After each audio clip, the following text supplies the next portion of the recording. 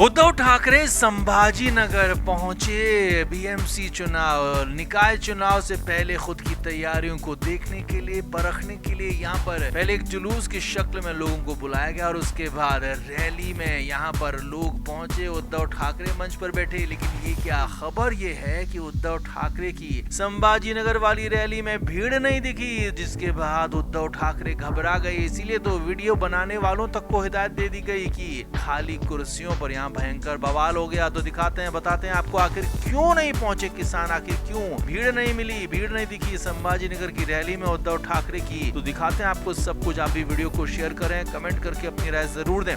तो उद्धव ठाकरे पूरी तरह से चुनावी मोड में आ चुके हैं। मुंबई में बीएमसी चुनाव होने हैं, तो उसके साथ साथ संभाजीनगर और कुछ और शहरों में भी निकाय के चुनाव होने हैं, तो इसी के लेकर तैयारियां चल रही हैं। माना जा रहा है कि जनवरी यानी कि 2026 की शुरुआत में ये चुनाव हो सकते हैं और उससे पहले अपनी तैयारियों को परखने के लिए पूरी जोर शोर से सभी पार्टियां जुटी हुई हैं। अब एक दिन पहले शुक्रवार को एकनाथ शिंदे संभाजीनगर गए थे, वहां पर कार्यक्रम किया था, तो ठीक ठाक लोग पहुंचे थे। और अगले ही दिन शनिवार को उद्धव ठाकरे भी पहुंचे। अब 11 अक्टूबर शनिवार को उद्धव ठाकरे पहुंचे, तो वहां पर कई बातों को लेकर विवाद हो गया। खबर यह है सूत्रों के मुताबिक कि उद्धव ठाकरे परेशान हो गए और परेशानी की वजह कुछ और नहीं थी, बल्कि संभाजीनगर में उनकी रैली में जो भीड़ नहीं दिखी उसने उद्धव ठाकरे को घबरा दिया, घबराहट ला दी। और हालात ये हो गए कि उद्धव ठाकरे के पार्टी के कार्यकर्ताओं ने, उद्धव ठाकरे की पार्टी के कर्ता धर्ताओं ने, जो भी मीडिया पर्सन वहाँ वीडियो बना रहा था, उनको हिदायत दे दी गई कि खाली कुर्सियां नहीं आनी चाहिए। जी हाँ, ये बड़ी खबर आपको बता रहे हैं सूत्रों के मुताबिक। वीडियो बनाने वालों को, मीडिया वालों को, यहाँ तक कि यूट्यूबर्स को भी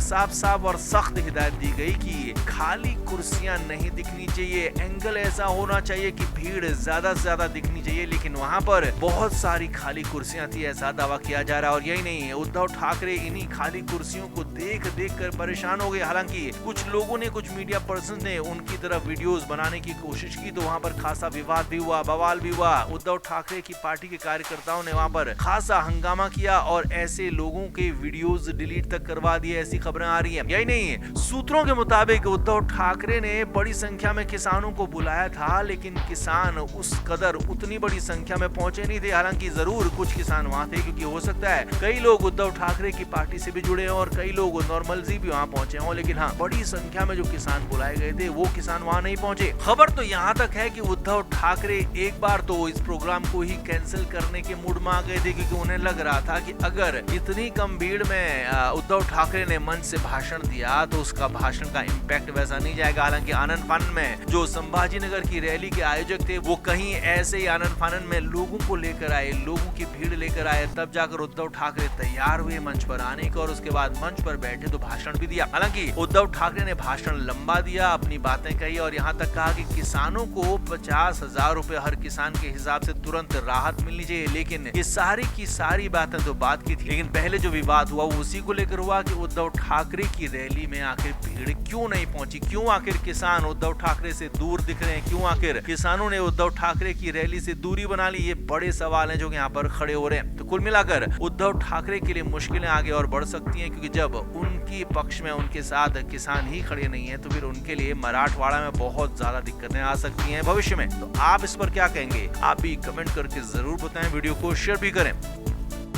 तो उद्धव ठाकरे और शिंदे सेना के बीच में पार्टी के साथ साथ पार्टी के सिंबल को लेकर भी लड़ाई चल रही है, और इस लड़ाई में अब पूरा का पूरा मामला यहाँ तक आ गया है कि उद्धव ठाकरे अब दोबारा से कोर्ट गए हैं, क्योंकि चुनाव आयोग ने तो जैसा कि दिखा था, चुनाव आयोग ने पार्टी और सिंबल शिंदे गुट को दे दिया था और उद्धव ठाकरे को मिला था शिवसेना यूबीटी का नाम और मशाल का सिंबल यानी कि चुनाव चिन्ह। अब ऐसे में उद्धव ठाकरे विधानसभा चुनाव में अपनी बुरी हार देख चुके हैं, तो उद्धव ठाकरे को वो हार पची नहीं। इसीलिए अब जबकि जनवरी में निकाय चुनाव प्रस्तावित हैं, बीएमसी के चुनाव प्रस्तावित हैं, तो उद्धव ठाकरे अपने वकील के जरिए सुप्रीम कोर्ट में पहुंचे और यहाँ पर जो हुआ वो हैरान करने वाला था। असल में उद्धव ठाकरे को यकीन था, पूरा पूरा भरोसा था कि 8 अक्टूबर को ही इस पर फैसला आ जाएगा। 8 अक्टूबर को सुप्रीम कोर्ट उनके पक्ष में सुनवाई करके फैसला दे देगा और उनको वापस से धनुष बाण के साथ साथ शिवसेना पार्टी का नाम, सिंबल सब कुछ मिल जाएगा। पार्टी का फंड मिल जाएगा। लेकिन सुप्रीम कोर्ट में जो हुआ वो अलग ही था। सुप्रीम कोर्ट में उद्धव ठाकरे की तरफ से बतौर वकील कपिल सिब्बल पेश हुए और कपिल सिब्बल ने कहा कि इस पर तुरंत से तुरंत सुनवाई की जाए और इसे तुरंत मामले को देखा जाए। हालांकि कोर्ट ने इस बात को जरूर मान लिया कि हाँ सुनवाई कर लेंगे, लेकिन तुरंत अभी के अभी सुनवाई की बात को मांग को खारिज कर दिया और एक नई तारीख उद्धव ठाकरे को दे दी है। जी हाँ, बड़ी खबर है, आपको बता रहे हैं उद्धव ठाकरे को अब 12 नवंबर की तारीख दी गई है, जबकि चुनाव नजदीक है, चुनाव आगे नजर आ रहे हैं। तो ऐसे में कहा तो उद्धव ठाकरे को 8 अक्टूबर को यकीन था कि कुछ न कुछ बड़ा हो जाएगा, उनके पक्ष में फैसला हो जाएगा, लेकिन यहाँ तो सुनवाई तक नहीं हुई। कोर्ट ने सीधे सीधे 12 नवंबर की तारीख दे दी और ये तक कह दिया कि 12 नवंबर को आपको पेश होकर बताना होगा कि आपके पक्ष में फैसला क्यों दिया जाए, यानी कि खुद दलीलें देनी होंगी, समझाना होगा। वहीं दूसरी तरफ शिंदे सेना की तरफ से भी सीनियर वकील मुकुल रोहतगी पेश हुए और उन्होंने साफ कहा कि चुनाव आयोग ने सब कुछ देखकर ही फैसला लिया है, लिहाजा चुनाव आयोग का फैसला सही है। तो कुल मिलाकर उद्धव ठाकरे को जो लग रहा था कि अब उनके पक्ष में सुप्रीम कोर्ट फैसला जरूर देगी, तो ऐसा कुछ नहीं हुआ है। फिलहाल उनको नई तारीख मिली है, नया सिर्फ और सिर्फ इतना है और इसीलिए उद्धव ठाकरे के लिए इसे बड़ा फटका, बड़ा झटका कहा जा रहा है, क्योंकि उद्धव ठाकरे को यकीन नहीं हुआ कि उन्हें इतनी जल्दी झटका मिल जाएगा सुप्रीम कोर्ट से और इतनी जल्दी उनको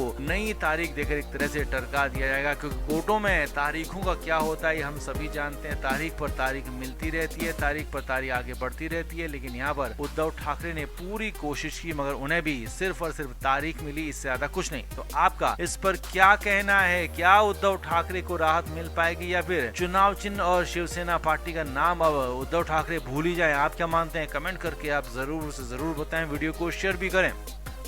तो उद्धव ठाकरे पर अब तक का सबसे बड़ा आरोप लगाया है शिंदे गुट यानी कि शिवसेना शिंदे गुट के नेता रामदास कदम ने और शिवसेना के संस्थापक उद्धव ठाकरे के पिता बाल ठाकरे के निधन के बाद और उनकी निधन की घोषणा को लेकर जो बवाल हुआ था वो बेहद हैरान करने वाला था, क्योंकि रामदास कदम ने यहाँ तक कहा कि 2 दिन तक बाला साहब के निधन को छिपाया गया था, उनकी बात बाहर नहीं आई गई थी और अंदर खाने बहुत कुछ गलत किया गया था। अब जैसे ही दशहरे के दिन रामदास कदम ने बयान दिया तो उसके बाद बवाल शुरू हो गया। यहाँ तक कहा जाने लगा कि उद्धव ठाकरे इतना कैसे गिर सकते हैं कि अपने पिता को ही गलत तरीके से आखिरी वक्त में उनको किया जाए। अब इस पूरे मामले के बाद शिवसेना यूबीटी ने भी एक तरह से पलटवार किया और यहाँ तक कह दिया कि बाला साहब जो कि देवता तुल्य हैं, उनके लिए देव तुल्य हैं, उनके बारे में हम ऐसे झूठे दावे नहीं सुन सकते हैं। रामदास कदम के खिलाफ यूबीटी यानी कि उद्धव ठाकरे की पार्टी मानहानि का मुकदमा दर्ज कराई जाएगी। उनकी पार्टी के नेता परब ने कहा कि रामदास कदम की तरफ से लगाए गए इन आरोपों का मुख्य उद्देश्य उद्धव ठाकरे को लेकर लोगों के मन में जहर घोलना है और उद्धव ठाकरे को लेकर उनकी पार्टी यानी कि शिंदे की पार्टी जानती है कि वो जीत नहीं पाएंगी, इसीलिए उद्धव ठाकरे इस तरह के आरोप लगा रहे हैं और ये ध्यान भटकाने के लिए किया जा रहा है। अब यहाँ पर परब ने जवाब तो दिया, लेकिन दूसरी तरफ रामदास कदम अपने दावे पर टिके हुए हैं और यहाँ तक कह दिया कि बाला साहब के निधन की यानी कि उनके जाने की बात को लेकर वो सीबीआई जांच की मांग करेंगे और इसे लेकर मुख्यमंत्री फडणवीस को भी एक लेटर लिखेंगे। Flame media report.